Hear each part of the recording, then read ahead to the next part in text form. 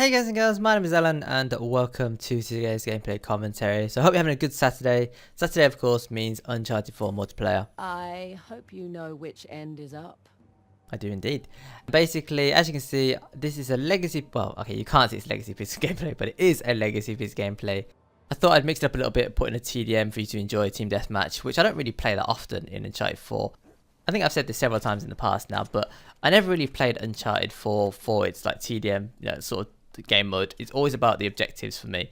So things like Plunder, Bounty Hunter, I think just work really well, and it's a shame really because in Uncharted 3 they had a lot more objective based game modes, and I guess not a lot of people were playing them, which is probably why they took them out, or there was something else going on which I don't know about. But I feel like, okay, maybe they had too many.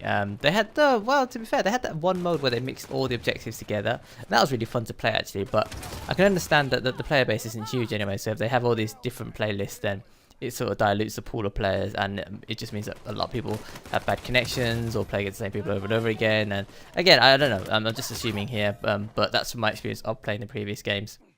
Anyway, so just a short video today. Well, I mean, relatively speaking, short-ish videos compared to some of the others that I record. It's sort of going to be a bit of a mixed match of topics today. Starting off with the World Cup. Final topic about the World Cup today. So it's been a week since the World Cup finished, and it feels weird not watching any football on a regular basis. Again, as I've said in the past couple of videos, I only really watch the big tournaments when they come around. I don't follow like the normal day-to-day football. I only watch like when England play, well, mostly, you know what I mean. So obviously the Euros and the World Cup, I fully get invested. I find out about all the teams and all the results and all the rest of it, and I watch loads and loads of football. And to know that's all over, it's sort of weird because there's like this gap now where I don't really watch much of this sport. It's the same with all the other sporting events, and again I've talked about it in the past as well, so the Olympics, Wimbledon. I fully get into it for like for however many weeks it's on for, and once it's finished I'm like, oh okay, well there's nothing else to do now, and so I just go back to my usual routine of gaming or watching normal TV or whatever. So it's kind of funny that I've missed that out, and I was actually planning to talk about this story last week, but I sort of went onto a tangent of how Club Brugge are a really dirty side, and just how I'm really proud of what the team's achieved and all the rest of it. So yeah, I mean, I talked about it, how England did and how I thought they did in the previous year. Check it out. I'll link it on screen now. I'll also link it in the description below. And I suppose today is just sort of a closing thought on the whole of the World Cup. So it's been a really good tournament. Obviously for England, reaching the semi-finals has been fantastic. But there's a few of the teams as well that really shone. And it's funny because obviously a lot of the big names went out sort of early, Brazil, Germany, Portugal, and a lot of the lesser known countries, well, I say lesser known countries, countries lesser known for their football have made it sort of further to the stages. And of course, France ended up winning it, and I think they played well. One could argue that Croatia played a little bit better, but France got the goals in the back of the net, and at the end of the day that's what counts. And they won pretty convincingly. Well, the scoreline was pretty convincing, 4-2. It should have been technically 4-1, but the French goalkeeper made a bit of a hash brown of one of the goal saves, so it made the scoreline look not too bad for Croatia. Anyway, so the story I was going to talk about is how I managed to watch the game in the end, and it's really annoying because I had work on that day. I decided that I would leave a little bit earlier. I'd skip a little bit of a break, go home a little bit earlier to watch it. So I'm there, waiting at the bus stop. And it's a good half an hour before kickoff, so it's not a massively busy bus route, but there's usually one every 10 minutes thereabouts. So hopefully I catch the one at half past. If not, then I catch the one at whenever, 10 minutes later. And I was there at half past waiting, nothing. 10 minutes, nothing.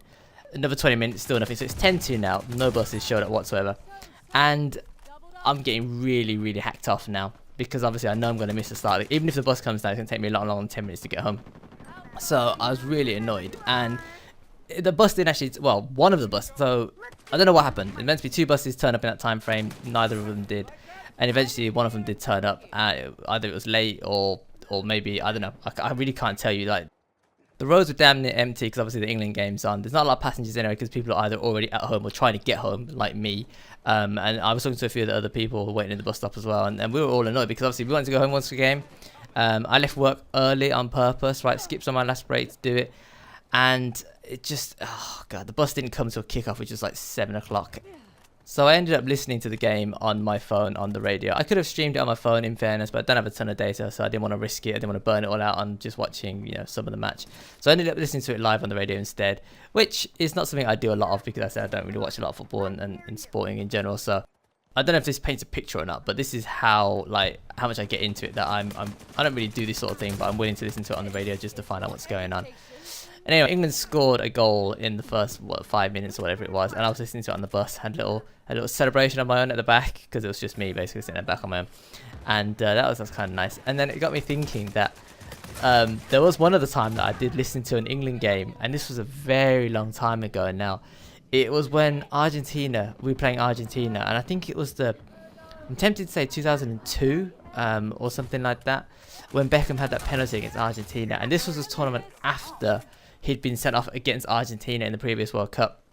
And I was listening to it in the radio in the car because we were on a holiday, and I don't know why we were on holiday at that point, to be honest, but we were on a day trip or something, and the England game was on, and I said, look, I'm going to sit in the car and listen to this. So my parents and my sister, they went off to do whatever they were doing, and I was in the car listening to it, and again, I heard the goal, I had a little celebration of my own, you know, in the back of the car, and I was young, I can't remember how old I was exactly, but yeah, that's the second time I've listened to an England game.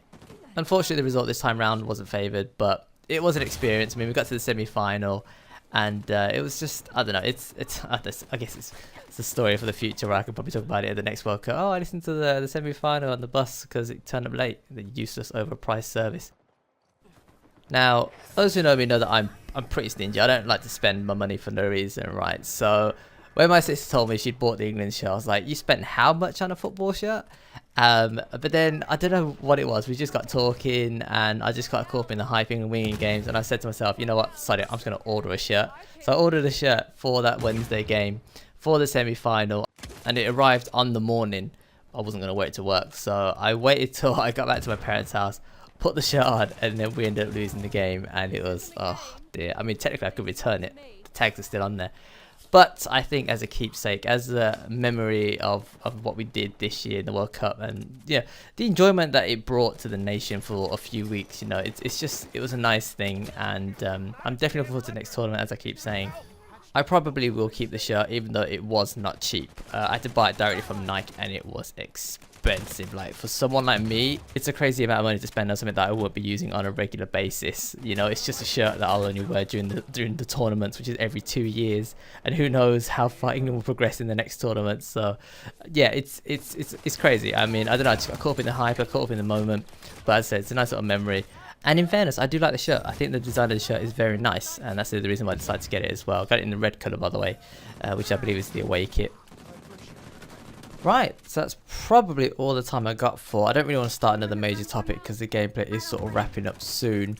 As you can see, I mean, we're not really struggling to hold our lead, so I don't think the enemy team are going to turn it around. I mean, who knows, they might, but if experience has taught you anything, I wouldn't have posted this gameplay if we took an absolute beating. Well, unless I got a really good performance, I suppose there is that. Anyway, as per usual, if you enjoyed the content, consider tapping the like button. I really do appreciate it. And as always, if you got any thoughts, I'd like to share regarding anything I've talked about today or anything you've seen, do let me know in the comment section below. I did notice while watching the gameplay back that I got some cheeky grenade kills, so they were quite interesting to watch back. And I have plenty of these clips on my hard drive. I keep saying I want to do highlights collections again, but it's just a case of when I can get around to it, you know, when I can organise some time, make some free time to do it, post it, upload it. But yeah, there's plenty of clips on my hard drive. It's insane. There is something else I want to talk about regarding my hard drive, but we'll cover that in probably next week's video now. Okay, so early in the week, I did manage to jump on something that I've been talking about for ages. That was my journey to platinum. I actually started playing Uncharted 2 again for my journey to platinum series, and I live streamed that on my Twitch channel. And basically, I think I'm going to make Tuesday that day for doing it. I might pick up another day as well, but Tuesday for now, I think, is the day that I'm going to do my JTP. And I don't know if the time is set, but I stream between 8 and 10. I think that sort of works, but I might move it a bit earlier or a bit later depending on what I'm doing. And of course, I'll let you know on Twitter if I make any changes to that. But of course, if you're already following me on Twitch, then you can get a heads up just by turning your notifications on, and then you'll know what I'm doing and when I'm doing it. Right, so that's the end of today's video. Hope you enjoyed the rest of your Saturday. As always, thanks for watching, thanks for listening, take care, and I will see you later.